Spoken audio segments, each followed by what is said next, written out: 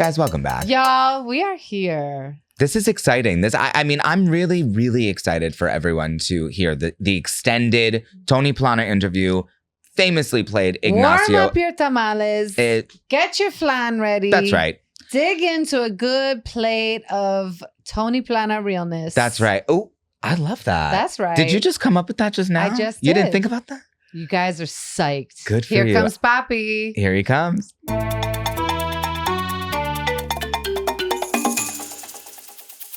We've talked about our audition experience for this show. I don't know if you auditioned or if you didn't, but if you did, you did.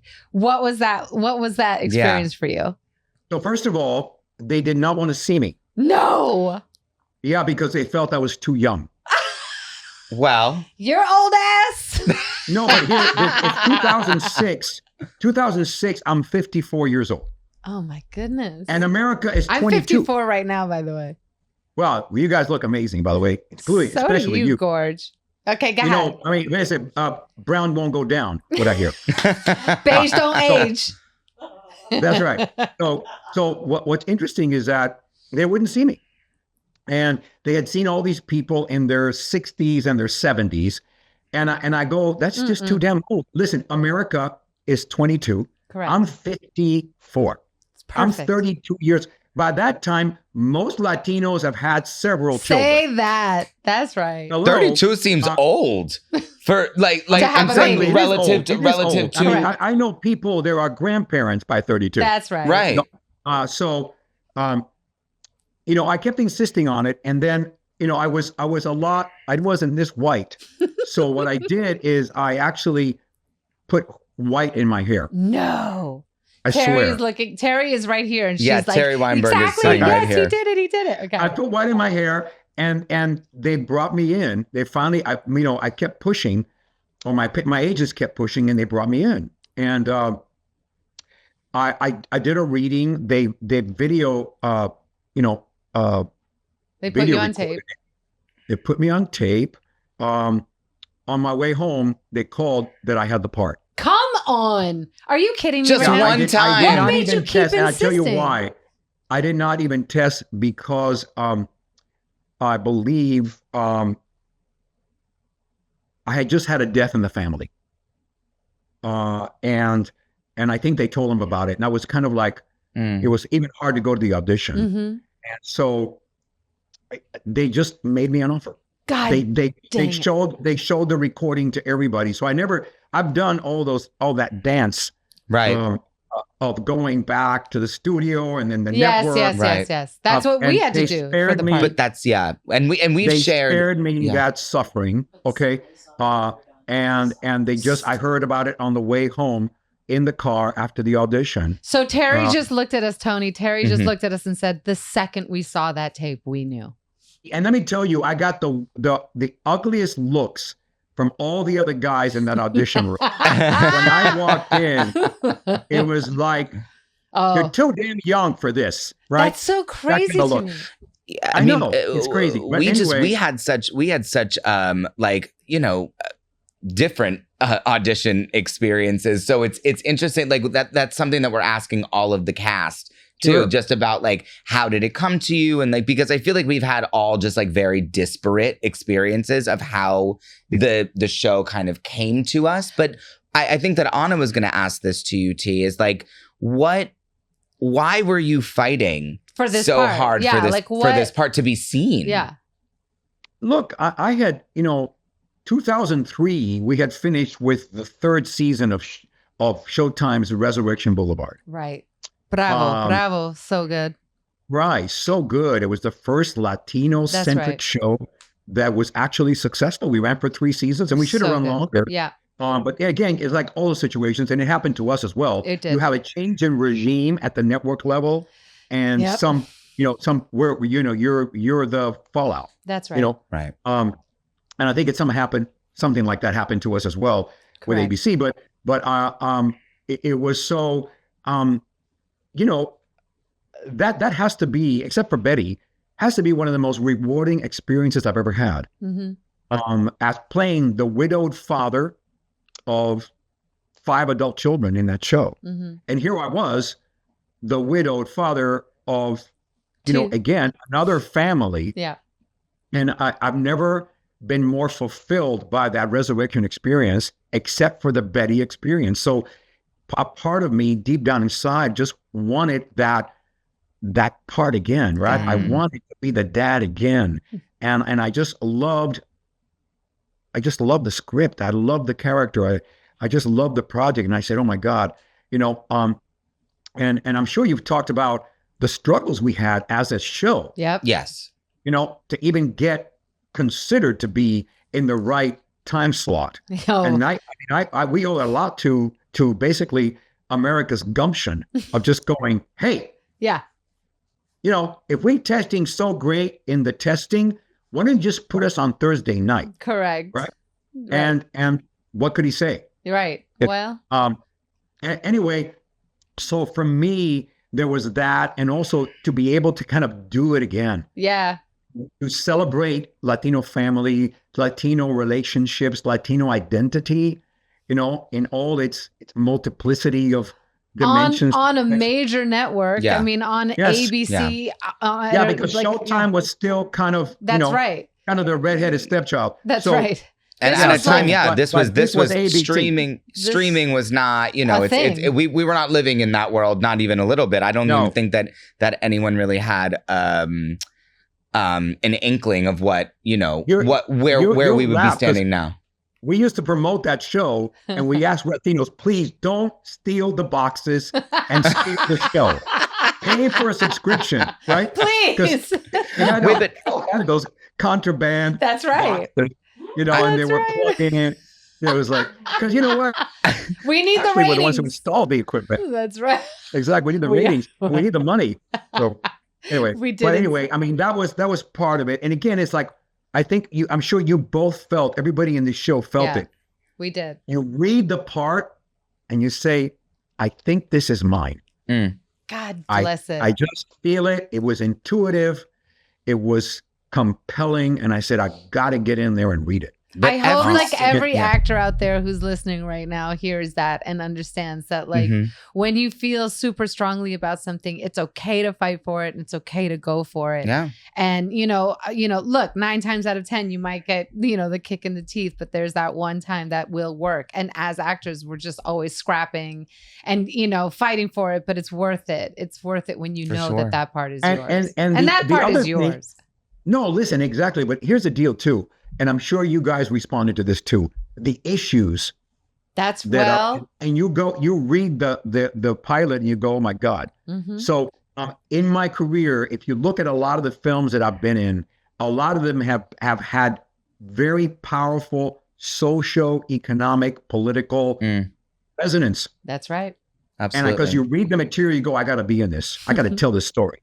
Well, and I had the same kind of deep connection with this script and with this story, and so again, it translates into good performance because you are motivated, you have purpose, you have passion for the material, and boom, and I think what I loved about this for you too, Tone, is that you were all of those things. You were this sort of crusader, and you had all the gravitas and everything that Ignacio had, but you're also you got to show off how funny you are, how absolutely hysterically funny you are and how you can be.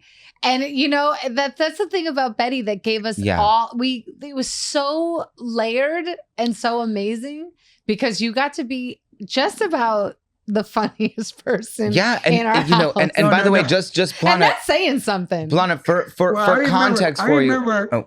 No, I just wanted to give you some context. Go ahead, Mark. Go ahead. I'll tell you. I just wanted to give you context just about why we're doing this too, because I've never seen the show. I've only seen 2 episodes of the show. Tony, so I'm watching it for the first time.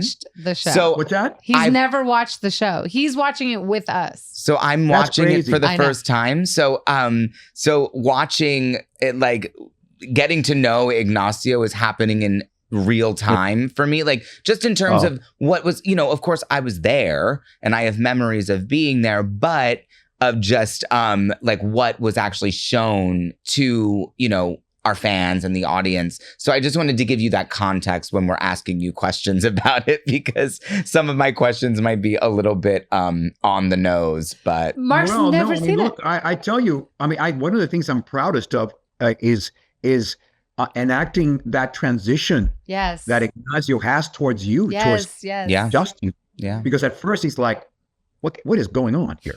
What's wrong with this kid? You know, he comes from an old school macho guy. That's right. Well, even when Justin was dressed up as a sailor, and you're like, well, you're one of the fighting, and you saluted, you're like, you're one of the nation's fighting. I'm on the town. No, I'm Gene Kelly. I'm on the town. Like, so Ignacio is like processing this stuff going, sure. Well, I think your line was, I hope he knows how to throw a punch. I know, it's exactly right. That was my line.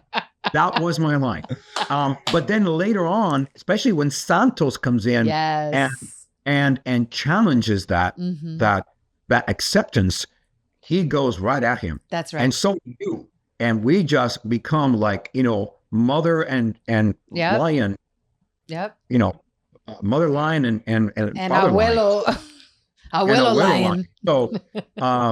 So, again, it's just, to me, watching the show, it's everything that I hoped it would be when I signed on.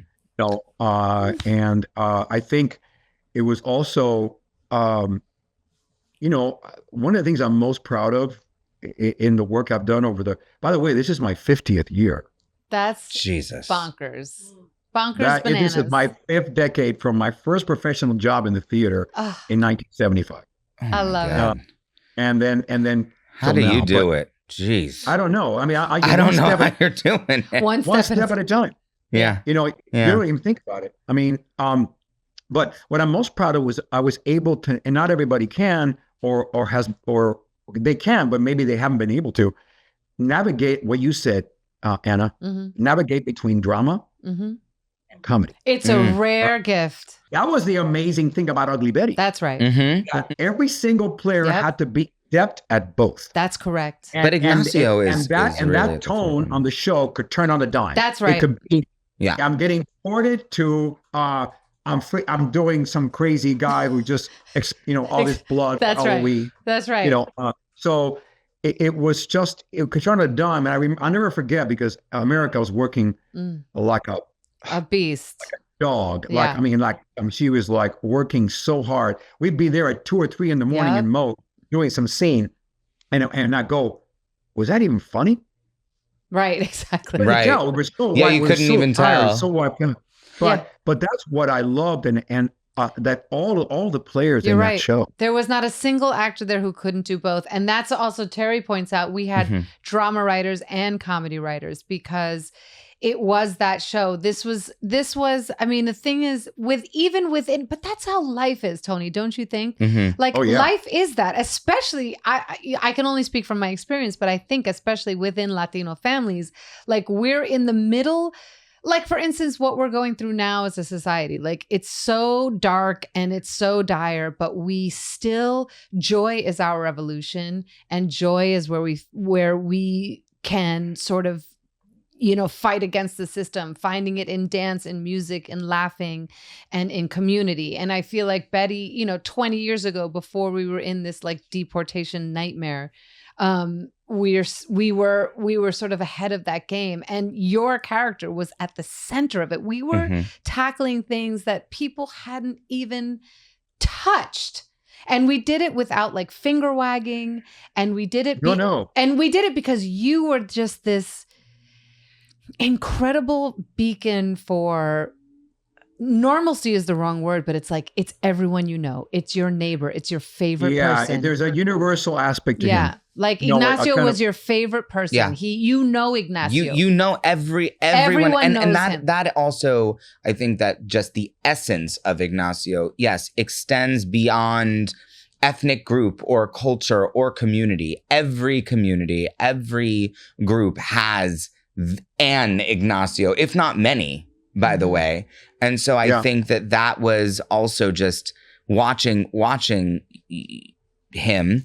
I feel just so connected to him because like I just know him as a character, and I guess that I want to know, was that something that you felt was written, like was just written in the words that you were reading, or was there something that you felt kind of personally attached to that you imbued it with? Well, did you talk to Silvio? I mean, I'm an immigrant. And was Silvio Cuban?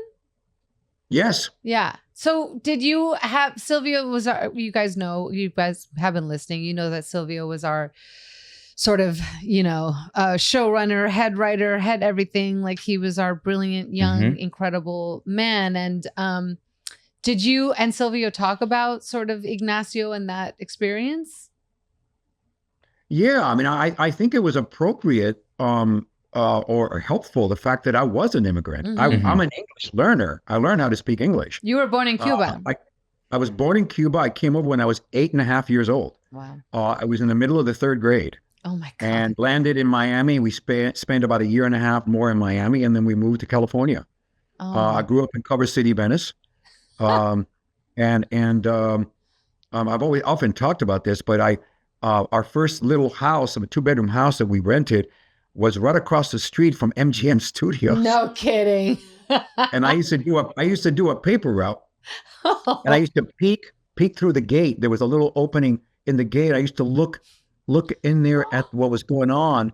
And at the end of the paper route, I would look through and see these like arc lights and period cars and people in exotic costumes and go, oh my God, I had no idea how any of this was made or constructed or organized, but I just saw it and I go, oh my God, is that world even real? Right. Or would it be possible for anyone to be part of that world? Well, especially someone like you. I mean, at that point, an immigrant kid, right? I was in my little Stingray with the banana seed, running and throwing papers around. And it was interesting because if you flash forward 30 years later, I'm walking in that studio, which is now Sony. That's insane. With Anthony Hopkins on the way to do Nixon in one of the sound stages. And I look over to that gate and I go, I wonder there's a little kid like me looking through the gate. I'm literally going to start crying right now. Are you kidding me? Wondering if they could someday be part of that world. So what made you think? I'm getting goosebumps because. What made you think though that you could? Like how? So when did you? No. It's not that I could. It's just that I was fascinated by that world. But how did you get into it? How did that happen? Oh, it was one teacher, history teacher in high school, led to competition in speech and debate and drama and humorous interpretation. I got to the California State Finals my sophomore year, my first year. In high school? In high school. Then went to the regionals, went to the nationals. And I just realized that I was really good at it. And then this Jesuit priest encouraged me to try out for the stage shows every year. And I did shows, sophomore, junior, and senior year. And then eventually went to Loyola Marymount University and wasn't sure I was going to be an actor. And I did a couple shows and I realized, this is me. This is me, and I remember the show in the moment when I just said this. I was doing the devil in Archibald MacLeish play called J.B. about Job. And I was in that dialogue between God and the devil, and that was the devil. Nichols it all takes place in a carnival, and I'm selling peanuts. I'm a peanut, peddler. And we're having this philosophical discussion about Job. And it was amazing. And I do this dance trying to really kind of mess with Job. And in the middle of that dance, I just had this epiphany going, like, I want to do this for the rest of my life. It's like, boom. And so it was like, I often joke about the fact that I went to college wanting to be a lawyer. And I realized I didn't want to be a lawyer. I just want to play one. I just want to play one on TV or whatever, right? That's easier. Is it? Yeah, it's a little bit easier. And I just get to show up for the final arguments. Yeah, exactly. Right. A little bit easier, a little bit cheaper. Well, all of that I don't know. And so, it's those little seeds that are planted throughout, right? Yeah. It just takes the right teacher to say, I think you've got something. That seemed happening at Loyola in Marymount. A chairman of the department called me in and said, I think you have. I played Snoopy and You're a Good Man, Charlie Brown. It's a great show, by the way.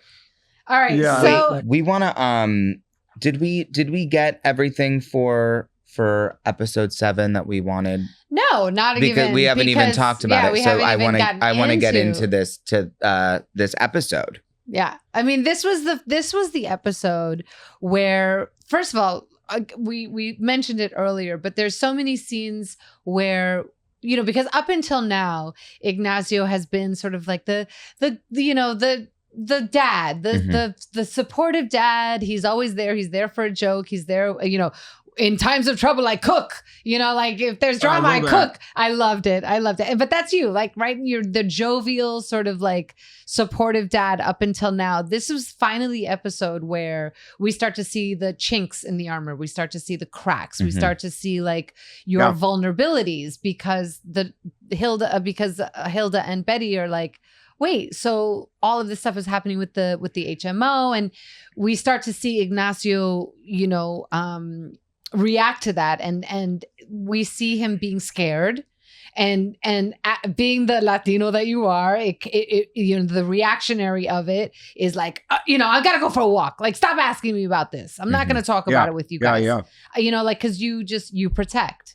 You're never vulnerable. Not like that anyway. So what I wonder, like, what that, because the scenes between you and America are so brilliant and emotional, and they're everything. I mean, we had that, and this was episode 7? Yeah. I mean, we already had such a flippin' bond. It seemed so real and natural. Even between Hilda and Ignacio in the kitchen when I confronted you, that was the last episode. It was so natural and real. But here we are with this conversation of like you being an undocumented person and us trying to pry that out of you. Like, what was that like for you to sort of go through that journey with Ignacio and sort of like just all of us in that? I mean, correct me if I'm wrong, but that's the episode when I sit down at the kitchen table, tell that's you how it about, ends. About Ramiro. I killed Ramiro Vasquez. So, I remember a couple of the writers come up to me before and say, "You've got a really good dramatic scene coming." Oh wow! So, I remember. Yeah. And I said, "Okay, bring it on." You're like, I'm not scared. Let's go. No. I was ready to chew it up, to bite into it, and then that's one of my favorite scenes I've ever done. Oh wow! Really? Because of it was so vulnerable, and it was always like this denial, and finally just says, I can't do this anymore. Yep. It's that kind of resignation. Just go, look, this is the truth. This is what happened. And this is why I never applied for amnesty. This is why. That's right. Because she's like, it was 1986 and Reagan gave us, like, I love that our show is also a little bit of a history lesson at times. Like 1986, you could have applied for amnesty when Reagan was giving it. And you were like, I was busy. I didn't have the time. Yeah, we were talking about that a lot. Not only that, but Anna, this was the time when George W. Bush tried to pass comprehensive, immigration laws. Right. And his own party rejected it. As they do. Well, and so to me, in terms of how it resonates today, if you attack the 14th Amendment, then everybody in that house is illegal. That's right. That's right. So because if I'm illegal, and even though you're born in the United States. That's right. Well, that's what they're trying to do. Everybody gets deported. You, Betty, Mark, everybody. And that's something that we're having. A part of this entire podcast is also not just recapping the show, but also having kind of cultural conversations and things that our show was talking about that that are very, very still topical now. Even more so, and even more pervasive. Because of the lawlessness of the land at this point. But I think that's why we were also just so excited to have you talking about this episode and just coming on and talking about the Suarez family, because a lot of topics that we're tackling just in the show, period, but especially within the Suarez home, are just so relevant now. And that's unfortunate, you know. They've been relevant for a long time, but because I tell you, after that episode, I wouldn't walk on the streets of LA or anywhere, and people would come up to me, especially women. He says, "Can I give you a hug?" Oh.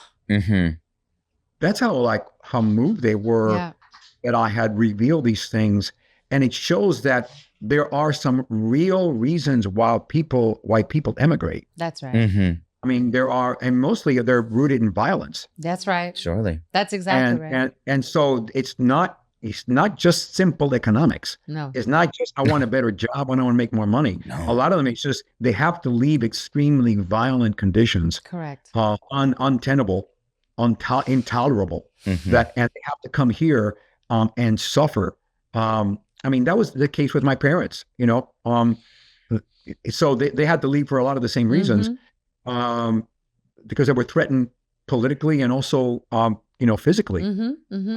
And so I lived through that trauma myself. So in a sense, going through a character that's living through that trauma also was very connecting for me.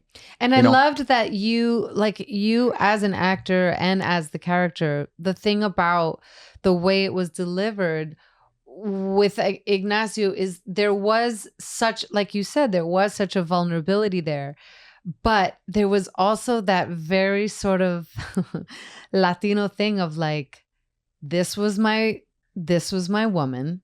She was being abused.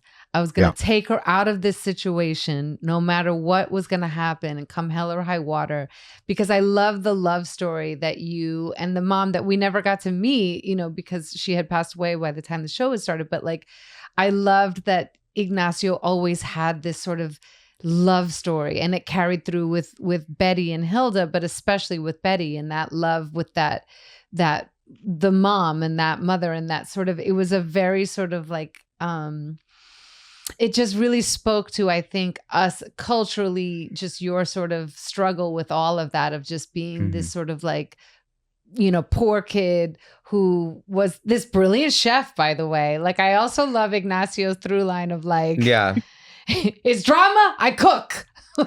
And also, just informing his character more and more. Like that, I think that food was amazing. Was amazing. Yeah, we were talking about that. I remember when a couple times when it was like lunch, and we went, "No, we'll stay right here." We were saying that I forget which episode. Yeah, that we were saying that we ate all of that food. Like, we really ate that food. We did. We had amazing.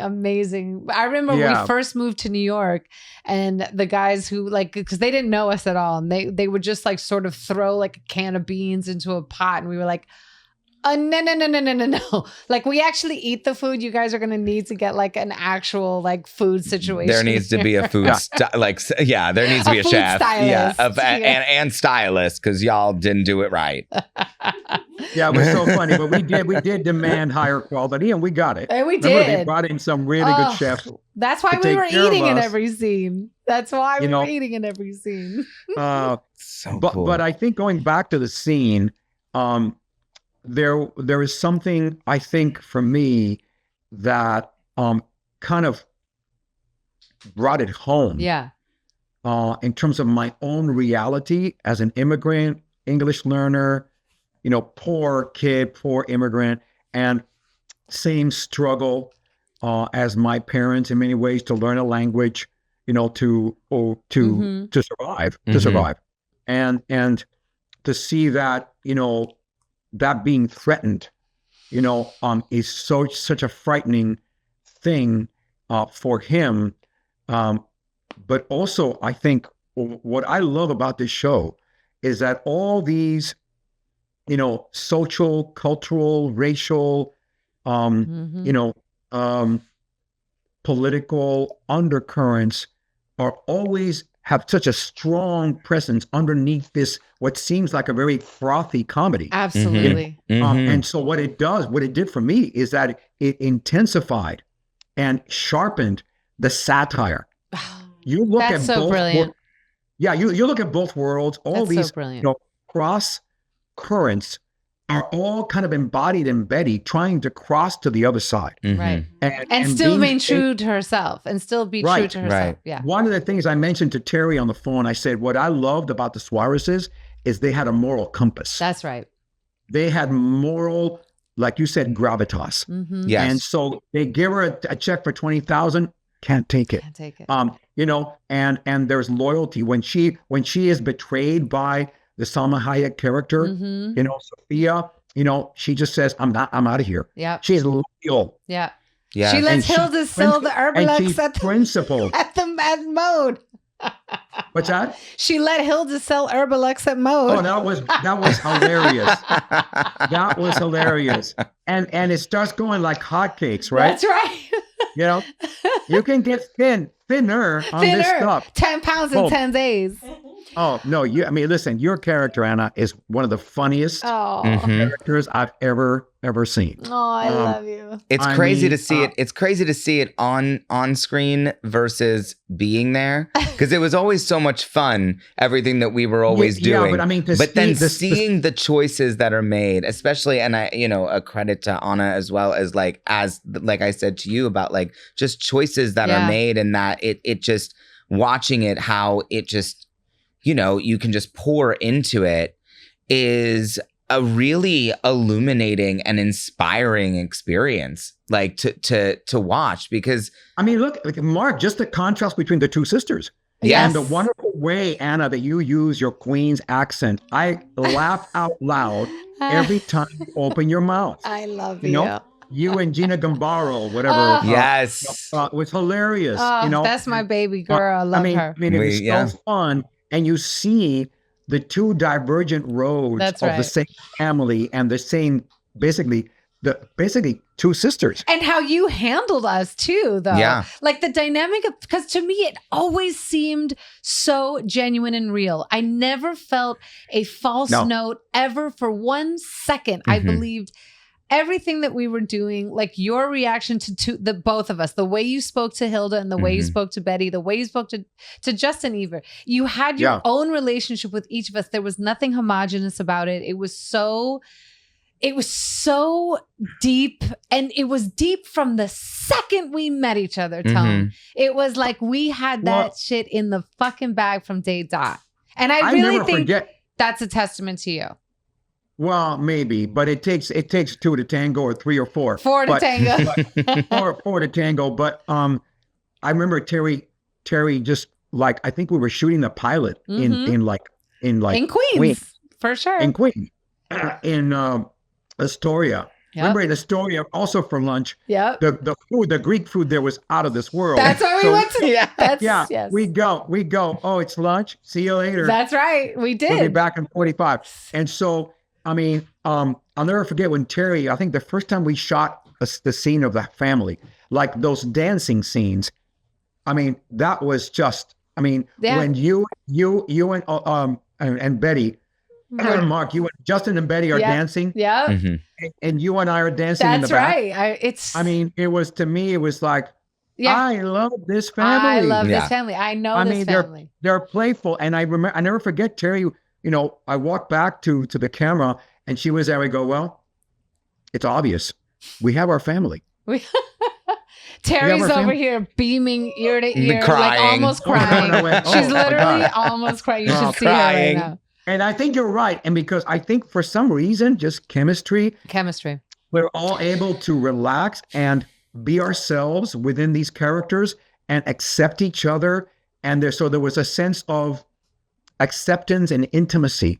That's right. Yeah. Among us that just felt real. Like so innate too. You can't teach it. You can't teach. You just can't teach what ended up happening for us, right? Because I think that everyone could be individually a fantastic actor, understand their character, blah, blah, blah, right? Like go through the process of what being an actor means. But then when we were all genuinely obsessed with each other. When you put them all together, we played games in your house all the time. Like we would go over to your house and play games. Yeah, we would play games and watch movies and have dinner. And I tell you, Anna, we still talk about how crazy you got during that game. I'm very competitive, people. Yeah, and your husband had to say, "Hey, settle down." I get very competitive. It was Pictionary. We were talking about that recently. It was out of control. It was Pictionary. I punched my husband. I'm not proud of it. Oh, it was so funny. By the way, we won. There's no delineation line between Hilda and Anna. It is. It's all very competitive. Honestly, yeah. My last question for you is: what do you still get reaction from fans about Ignacio and Betty? Do people still talk to you about Betty? Oh my God! Listen, for a while I didn't get a lot because I think it was kind of hidden in Hulu. That's correct. Be alliterative. It was hidden in Hulu, and then it was newly discovered on Netflix. Right. And all of a sudden, all these young women, girls, women, middle-aged women, whatever, gays, they're all coming up to me and saying, "Oh God, you're Poppy. You're Poppy. You're Poppy. You're flipping Poppy. We love you, Poppy. We love you, Poppy." Okay, and so I was joking with Terry. Are you down for the reboot? Oh yeah, we talked to Ben Silverman about it. We're doing a limited series. That's been like a kind of our closing out question. This is just question. asking everyone. Are you going to be obviously in the reboot? We know the answer. Oh my God, yeah. No, I need to hear it. Yes, you're in. Sure. So as long as I don't feel I'm too old for it. You're too young. You look too young, you motherfucker. Because hey guys, I still do 30 push-ups. Hey! And I do 20 pull-ups. So I know give you me do. Shit about age. No one was even thinking anything the opposite. Beige, I'm just saying, that's a factor. You know, can you handle it? I can handle it. You're in for the reboot. We love you so much. I want to just also say, just in closing, you have been such a beacon of just inspiration. That's right. And and hope and happiness and joy throughout the entire filming of that show. It's one of my biggest memories. And we're always so generous with your talent and with your knowledge and with, time, whether it's holding Anna's hand through a Golden Globes party or giving me the inspiration down the road to advocate for myself, I'll never forget. Set. Like I was very flattered, but Anna talked to me about an emotional, dramatic scene that she had to do. Yep. Yeah. Always. And I remember us talking about it. You were so like generous, my literal acting Plana. coach. And I was very honored.